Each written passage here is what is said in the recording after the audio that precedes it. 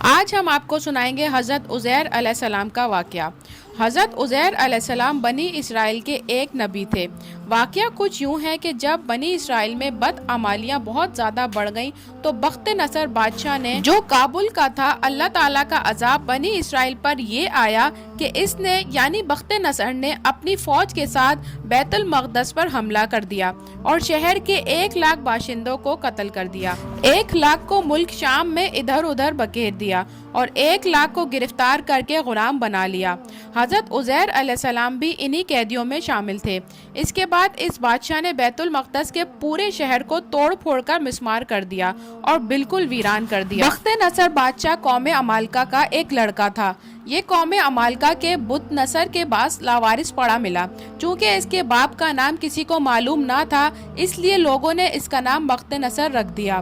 خدا کی شان یہ تھی کہ یہ لڑکا بڑے ہو کر کہراسف بادشاہ کی طرف سے سلطنت بابل پر گورنر منتخب ہو گیا اور پھر یہ خود دنیا کا بہت بڑا بادشاہ بن گیا۔ کچھ دنوں کے بعد جب حضرت عزیر علیہ السلام کسی طرح بخت نصر بادشاہ کی قید سے رہا ہوئے تو ایک گدھے پر سوار ہو کر اپنے شہر بیت المقدس میں داخل ہوئے۔ اپنے شہر کی ویرانی اور بربادی دیکھ کر ان کا دل بھر آیا اور وہ رو پڑے۔ چاروں طرف چکر لگایا مگر انہیں کسی انسان کی شکل نظر نہ آئی۔ ہاں یہ دیکھا کہ وہاں درختوں پر خوب پھل آئے ہیں جو پک کر تیار ہو چکے ہیں، مگر ان پھل کو کوئی توڑنے والا نہیں۔ یہ منظر دیکھ کر نہایت ہی افسوس کے ساتھ بے اختیار آپ کی زبان مبارک سے یہ جملہ نکل پڑا۔ آپ نے فرمایا، اس شہر کی ایسی بربادی اور ویرانی کے بعد بھلا کس طرح اللہ تعالیٰ اس کو دوبارہ آباد کرے گا؟ پھر آپ نے کچھ پھلوں کو توڑ کر تناول فرمایا اور انگوروں کو نچوڑ کر ان کا رس نوش فرمایا۔ پھر بچے ہوئے پھلوں کو اپنے تھیلے میں ڈال لیا اور بچے ہوئے انگور کے شیرے کو اپنے مش میں بھر لیا اور اپنے گدھے کو ایک مضبوط رسی سے باندھ دیا اور پھر ایک درخت کے نیچے سو گئے۔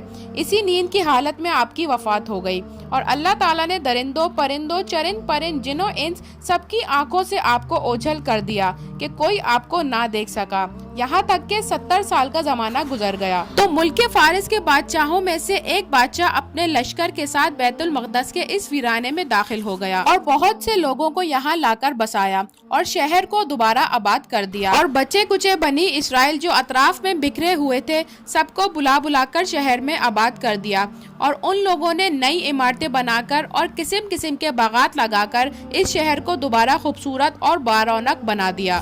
جب حضرت عزیر علیہ السلام کو 100 برس وفات کی حالت میں ہو گئے تو اللہ نے آپ کو زندہ فرمایا اور آپ علیہ السلام نے دیکھا کہ آپ کا گدھا مر چکا ہے اور اس کی ہڈیاں گل سڑ کر ادھر ادھر بکھری پڑی ہیں، مگر تھیلے میں رکھے پھل خراب نہیں ہوئے اور مشک میں بھرا شیرہ بالکل خراب نہیں ہوا، نہ پھلوں میں کوئی بدبو نہ شیرے میں کوئی بدبو۔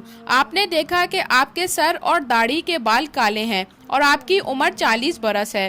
آپ حیران ہو کر سوچو وچار میں پڑ گئے۔ آپ پر وحی اتری اور اللہ نے آپ سے دریافت فرمایا، اے عزیر، آپ کتنے دنوں تک یہاں رہے؟ آپ علیہ السلام نے خیال کر کے کہا کہ میں صبح کے وقت سویا اور اب عصر کا وقت ہو گیا ہے۔ یہ جواب دیا کہ میں دن سے بہت کم سویا ہوں۔ اللہ تعالیٰ نے فرمایا کہ نہیں، اے عزیر، تم پورے 100 برس یہاں ٹھہرے ہو۔ اب تم ہماری قدرت کا نظارہ کرنے کے لیے اپنے گدھے کو دیکھو، اس کی ہڈیاں گل سڑ چکی ہیں، اور اپنے کھانے کی چیزوں پر نظر ڈالو کہ ان میں کوئی خرابی اور بگاڑ پیدا نہیں ہوا۔ پھر ارشاد فرمایا، اے عزیر، اب تم دیکھو کہ کس طرح ہم ان ہڈیوں کو اٹھا کر اس گدھے کو زندہ کرتے ہیں۔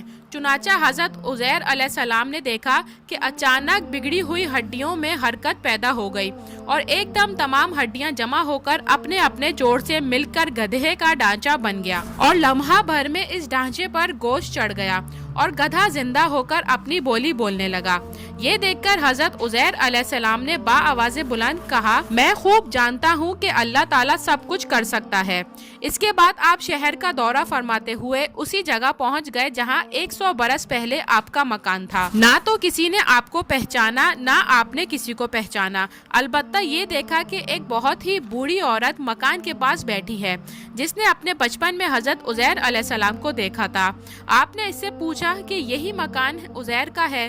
اس نے جواب دیا، جی ہاں۔ پھر بڑھیا نے کہا کہ عزیر کا کیا ذکر ہے، ان کو تو 100 برس ہو گئے، وہ بالکل لاپتہ ہو چکے ہیں۔ یہ کہہ کر بڑھیا رونے لگی تو آپ علیہ السلام نے فرمایا اے بڑھیا میں ہی عزیر ہوں۔ بڑھیا نے کہا سبحان اللہ، آپ کیسے عزیر ہو سکتے ہیں؟ آپ نے فرمایا اے بڑھیا مجھ کو اللہ تعالیٰ نے 100 برس مردہ رکھا، پھر مجھ کو زندہ فرمایا اور میں اپنے گھر آ گیا ہوں۔ تو بڑھیا نے کہا کہ حضرت عزیر علیہ السلام تو ایسے باکمال تھے کہ ان کی ہر دعا قبول ہوتی تھی۔ اگر آپ واقعی حضرت عزیر علیہ السلام ہیں تو آپ میرے لیے دعا کر دیجئے کہ میری آنکھوں میں روشنی آ جائے اور میرا فالج اچھا ہو جائے۔ حضرت عزیر علیہ السلام نے دعا کر دی تو بڑھیا کی آنکھیں ٹھیک ہو گئیں اور اس کا فالج بھی اچھا ہو گیا۔ پھر اس بڑھیا نے غور سے آپ کو دیکھا تو پہچان لیا اور بول اٹھی میں گواہی دیتی ہوں کہ آپ یقیناً حضرت عزیر علیہ السلام ہیں۔ پھر وہ بڑھیا آپ کو لے کر بنی اسرائیل کے محلے میں گئی۔ اتفاق سے وہ سب لوگ ایک مجلس میں جمع تھے اور اسی مجلس میں آپ کا بیٹا بھی موجود تھا جو 118 برس کا ہو چکا تھا، اور آپ کے چند پوتے بھی تھے جو سب بوڑھے ہو چکے تھے۔ بڑھیا نے مجلس میں شہادت دی اور اعلان کیا اے لوگوں، بلا شبہ یہ حضرت عزیر علیہ السلام ہے، مگر کسی نے بڑھیا کی بات کو صحیح نہ مانا۔ اتنے میں ان کے لڑکے نے کہا کہ میرے باپ کے دونوں کندھوں کے درمیان ایک کالے رنگ کا مسا تھا جو چاند کی شکل کا تھا۔ چنانچہ آپ علیہ السلام نے اپنا کرتا اتار کر دکھایا تو وہ مسا موجود تھا۔ پھر لوگوں نے کہا حضرت عزیر علیہ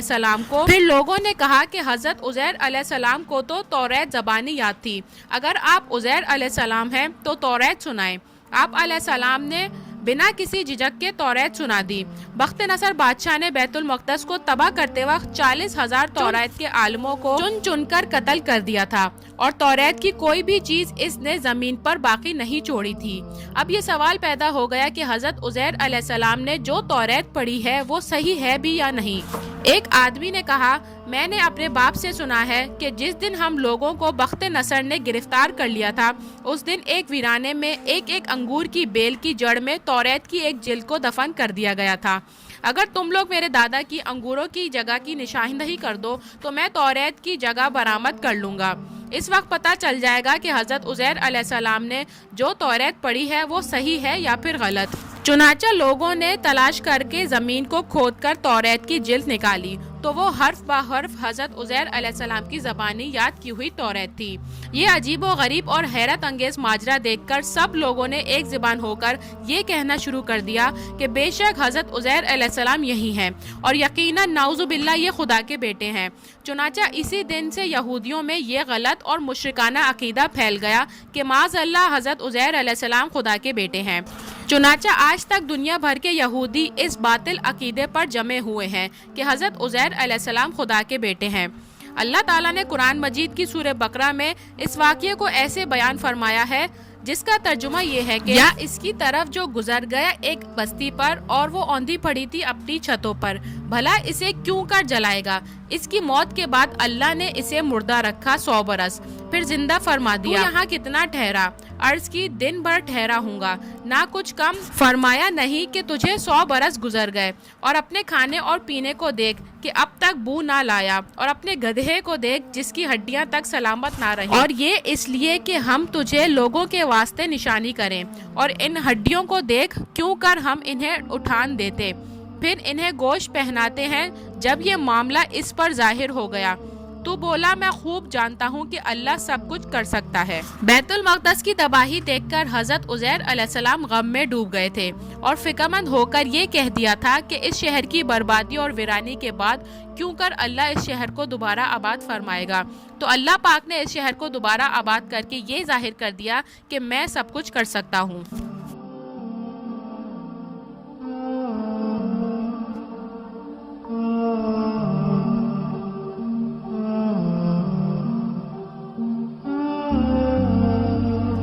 ویڈیو پسند آئے تو اس کو لائک، سبسکرائب اور شیئر کرنا نہ بھولیے گا۔